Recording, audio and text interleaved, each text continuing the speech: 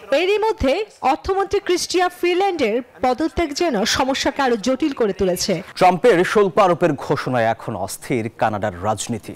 অর্থমন্ত্রীর পদত্যাগের পর আরও জোরালো হচ্ছে প্রধানমন্ত্রী জাস্টিন ট্রুডোর পদত্যাগ দাবি। দেশের মানুষের স্বার্থ রক্ষায় ট্রুডোকে ব্যর্থ আখ্যা দিয়ে তাকে অবিলম্বে পদত্যাগের দাবি জানিয়েছে বিরোধী দলের নেতারা। আর অন্যদিকে ট্রাম্পের হুমকিতে বদলে যাচ্ছে কানাডার সীমান্ত নিরাপত্তা ব্যবস্থা। কানাডা যদি অনিয়মিত অভিবাসী এবং অবৈধ মাদক প্রবাহ বন্ধে সীমান্ত সুরক্ষিত না করে, তাহলে 20 জানুয়ারি শপথ নেওয়ার পরই তাদের পণ্যের উপর 25% শুল্ক আরোপের হুমকি দিয়েছেন নবনির্বাচিত মার্কিন প্রেসিডেন্ট ডোনাল্ড ট্রাম্প। এরপর থেকেই টালমাটাল কানাডার রাজনীতি। এরই মধ্যে অর্থমন্ত্রী ক্রিস্টিয়া ফ্রিল্যান্ডের পদত্যাগ যেন সমস্যাকে আরো জটিল করে তুলেছে।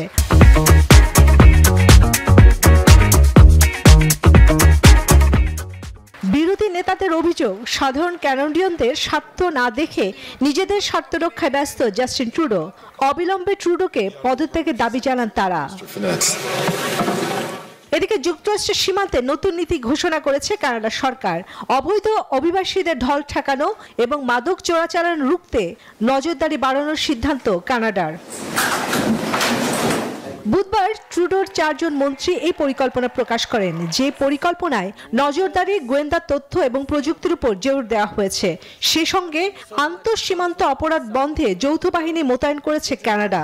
নতুন নিরাপত্তা উদ্যোগ বাস্তবায়নে প্রায় $130 কোটি ব্যয় করবে কানাডা সরকার। বিশ্লেষকরা বলছেন, যুক্তরাষ্ট্রের সঙ্গে সম্ভাব্য শুল্ক যুদ্ধের শঙ্কা জাস্টিন ট্রুডোকে পদত্যাগের দ্বারপ্রান্তে নিয়ে গেছে। এই অবস্থায় কানাডা পার্লামেন্টে অনাস্থা ভোট হলে ট্রুডোকে আগাম নির্বাচন দিতে হতে পারে। গত 1 বছরে যুক্তরাষ্ট্র কানাডার সীমান্তে 23,000-এরও বেশি অনুপ্রবেশকারী আটক করেছে যুক্তরাষ্ট্র। কানাডা পুলিশ জানায়, গত 4 বছরে সবচেয়ে বেশি ব্যবহৃত সীমান্ত অঞ্চলে পর্যাপ্ত পরিমাণ ক্যামেরা এবং সেন্সর স্থাপন করা হয়েছে। তারপরও পুরোপুরি থামছে না অনুপ্রবেশ। চন্দ্রানী চন্দ্রা, নিউজ 24।